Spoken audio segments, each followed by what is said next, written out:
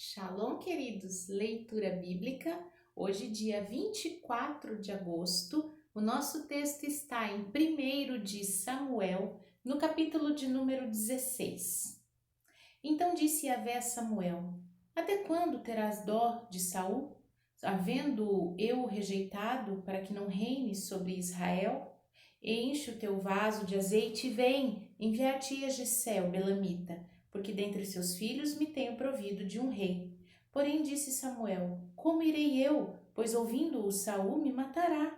Então disse Yahvé: Toma uma bezerra das vacas em tuas mãos e dize: Vim para sacrificar a Yahvé. E convidarás Jessé ao sacrifício, e eu te farei saber o que hás de fazer, e ungir-me-ás a quem eu te disser. Fez, pois, Samuel o que dissera Yahvé, e veio a Belém.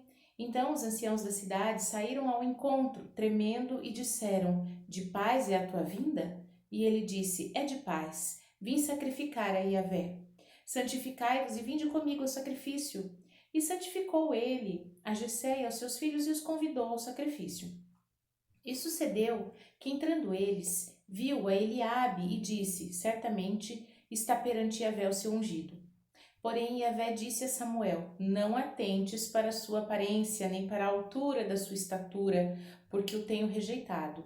Porque Yahvé não vê como vê o homem, pois o homem vê o que está diante dos olhos, porém Yahvé olha para o coração. Então Jessé chamou a Abinadab e o fez passar diante de Samuel, o qual disse: Nem a este tem escolhido Yahvé. Então Jessé fez passar a Samá, porém disse: Tampouco a este tem escolhido Yahvé. Assim fez passar Jessé os seus 7 filhos diante de Samuel. Porém Samuel disse a Jessé: Yahvé não tem escolhido estes. Disse mais Samuel a Jessé: Acabaram-se os jovens? E disse: Ainda falta o menor, eis que apacenta ovelhas. Disse, pois, Samuel a Jessé: Envia e manda-o chamar, porque não nos assentaremos em roda da mesa até que ele venha. Então mandou em busca dele e trouxe, e era ruivo, formoso de semblante, de boa presença. E disse Yahvé: Levanta-te e unge-o, porque este mesmo é.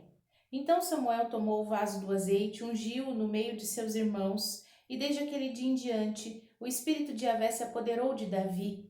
Então Samuel se levantou e se tornou a Ramá. O espírito de Yahvé se retirou de Saul e o assombrava um espírito mau da parte de Yahvé. Então os criados de Saul lhe disseram: Eis que agora um espírito mau da parte do Senhor te assombra. Diga, pois, nosso Senhor a seus servos que estão à tua presença, que busquem um homem que saiba tocar harpa. E será que quando o espírito mau da parte de Yahvé vier sobre ti, ele tocará com a sua mão e te achará melhor. Então disse Saul a seus servos: Buscai-me, pois, um homem que toque bem e trazei-mo. Então respondeu um dos jovens e disse: Eis que tenho visto um filho de Jessé, o belamita, que sabe tocar, é valente, animoso, homem de guerra, sisudo em palavras, de gentil presença, e Yahvé é com ele.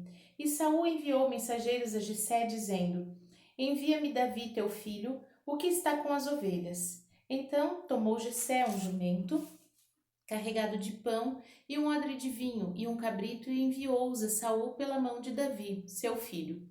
Assim Davi veio a Saul, esteve perante ele e o amou muito e foi seu pajem de armas. Então Saul mandou dizer a Jessé: Deixe estar Davi perante mim, pois achou graça aos meus olhos.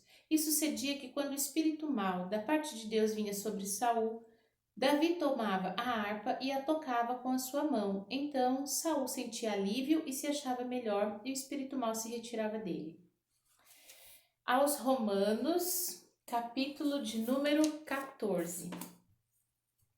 Ora, quanto ao que está enfermo na fé, recebei-o, não em contenda sobre dúvidas, porque um crê de tudo se pode comer, e o outro, que é fraco, come legumes.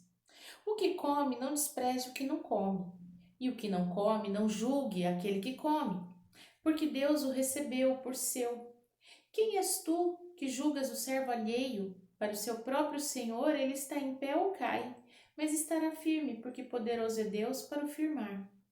Um faz diferença entre dia e dia, mas o outro julga iguais todos os dias. Cada um esteja inteiramente seguro em seu próprio ânimo, e aquele que faz caso do dia, para o Senhor o faz. O que come, para o Senhor come, porque dá graças a Deus. E o que não come, para o Senhor não come e também dá graças a Deus. Porque nenhum de nós vive para si e nenhum morre para si. Porque se vivemos, para o Senhor vivemos, e se morremos, para o Senhor morremos. De sorte que ou vivamos ou morramos, somos do Senhor. Foi para isso que morreu Cristo e tornou a viver, para ser Senhor, tanto dos mortos como dos vivos. Mas tu, por que julgas o teu irmão? Ou tu também, por que desprezas o teu irmão? Pois todos havemos de comparecer ante o tribunal de Cristo. Porque está escrito: pela minha vida, diz o Senhor, todo joelho se dobrará diante de mim e toda língua confessará a Deus. De maneira que cada um de nós dará conta de si mesmo a Deus. Assim, que não julguemos mais uns aos outros, antes, seja o vosso propósito não pôr tropeço ou escândalo ao irmão.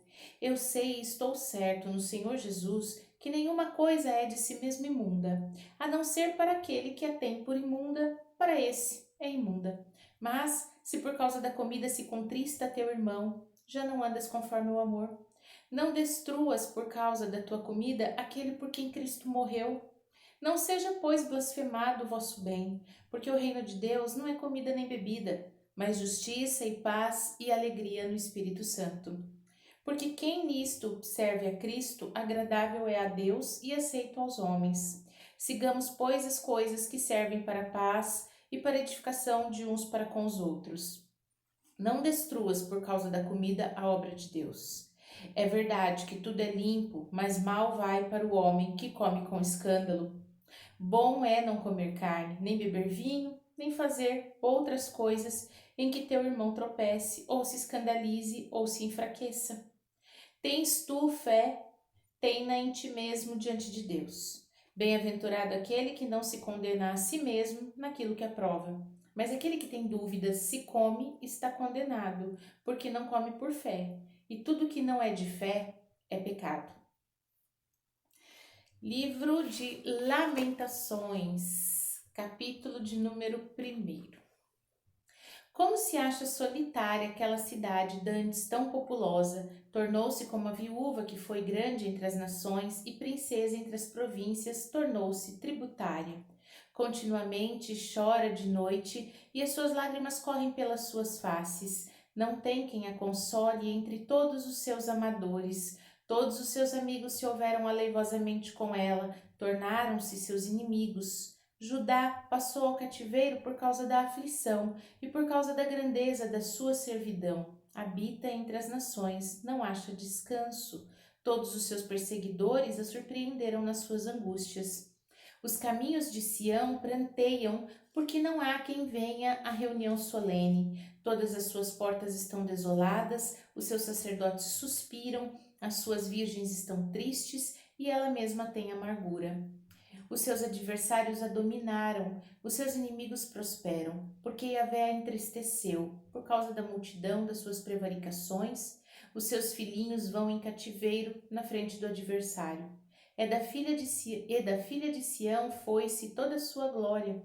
Os seus príncipes ficaram sendo como corços que não acham pasto e caminham sem força na frente do perseguidor. Lembra-se Jerusalém nos dias da sua aflição e das suas rebeliões e de todas as suas mais queridas coisas que tivera dos tempos antigos, quando caía o seu povo na mão do adversário e ela não tinha quem a socorresse. Os adversários a viram e fizeram escárnio da sua queda. Jerusalém gravemente pecou, por isso se fez instável. Todos os que a honravam a desprezaram, porque viram a sua nudez, e ela também suspirou e voltou para trás. A sua imundícia está nas suas saias. Nunca se lembrou do seu fim, por isso foi pasmosamente abatida, não tem consolador. Veia, Yahvé, a minha aflição, porque o inimigo se engrandece. Estendeu o adversário sua mão a todas as coisas mais preciosas dela, pois viu entrar no santuário as nações acerca das quais mandaste que não entrassem na sua congregação. Todo o seu povo anda suspirando, buscando pão, deram suas coisas mais preciosas a troco de mantimento para refrescarem a alma. Vê, Yahvé, e contempla, pois me tornei desprezível. Não vos comove isso a todos vós que passais pelo caminho? Atendei e vede se há dor como a minha dor, que veio sobre mim, com que me entristeceu Yahvé no dia do furor da sua ira. Desde o alto enviou fogo aos meus ossos, o qual se assenhorou deles. Estendeu uma rede aos meus pés, fez-me voltar para trás, fez-me assolada e enferma todo o dia. Já o jugo das minhas prevaricações está atado pela sua mão. Elas estão entretecidas, subiram sobre o meu pescoço, e ele abateu minha força. Entregou-me o Senhor nas suas mãos, e eu não posso levantar-me. O Senhor atropelou todos os valentes no meio de mim, apregoou contra mim um ajuntamento para quebrantar os meus jovens. O Senhor pisou como um lagar a virgens filha de Judá. Por essas coisas choro eu, os meus olhos se desfazem em águas, porque se afastou de mim o Consolador que devia restaurar a minha alma. Os meus filhos estão desolados, porque prevaleceu o inimigo. Estende Sião as suas mãos, não há quem a console. Mandou Yahvé acerca de Jacó que fossem inimigos os que estão em redor dele. Jerusalém é para eles como uma coisa imunda. Justo é Yahvé, pois me rebelei contra os seus mandamentos. Ouvi todos os povos e vede a minha dor. As minhas virgens e os meus jovens se foram para o cativeiro. Chamei os meus amadores, mas eles me enganaram. Os meus sacerdotes e os meus anciãos expiraram na cidade, enquanto buscavam para si mantimento, para refrescarem a sua alma. Olha, Yahvé, quanto estou angustiada, turbada está a minha alma. O meu coração está transtornado no meio de mim, porque gravemente me rebelei. Fora me desfilhou a espada, dentro de mim está a morte. Ouvem o que eu suspiro, mas não tenho quem me console. Todos os meus inimigos, se souberam do meu mal, folgam, porque tu o determinaste, mas em trazendo tu o dia que apregoaste, serão como eu. Venha toda a sua iniquidade à tua presença e faze-lhes como me fizeste por mim, por causa de todas as minhas prevaricações, porque os meus suspiros são muitos e o meu coração está desfalecido. Amém? Vimos então os nossos textos no dia de hoje, em 1 de Samuel, no capítulo 16, que a perspectiva de Deus é extremamente diferente da perspectiva do homem. Samuel foi olhando filho por filho de Jessé, e quando ele viu o primeiro filho, ele já imaginou que pela sua aparência ele seria ungido rei. A aparência foi o rei que o povo escolheu. O povo pediu um rei a Deus. E Saul foi tomado como rei. A aparência dele era impressionante, ele era muito alto. Mas quando Deus escolheu um rei por sua própria vontade, ele escolhe alguém que ele possa sondar o coração. E então ele escolhe Davi, né? Quando Davi passa a ser escolhido, ele sai ali de trás dos rebanhos e é levado ao palácio, porque logo depois ele é chamado para tocar harpa. Então, quando o Senhor nos unge, ele nos capacita para tarefas maiores.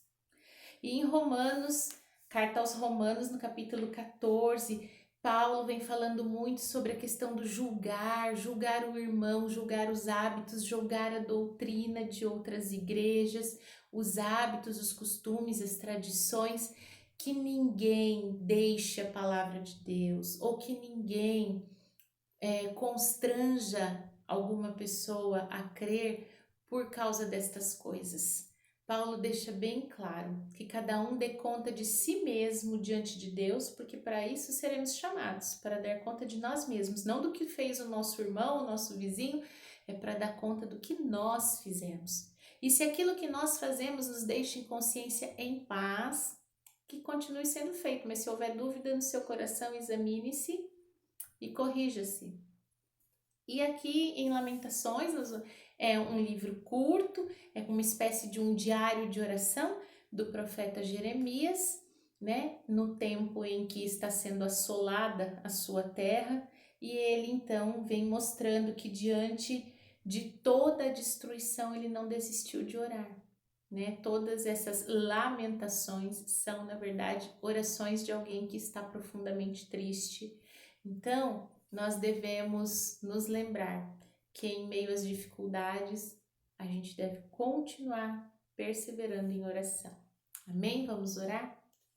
Pai Santo, bendito, maravilhoso, fiel, justo, nós te bendizemos, te damos graças pelo teu zelo, pelo teu amor e a tua misericórdia.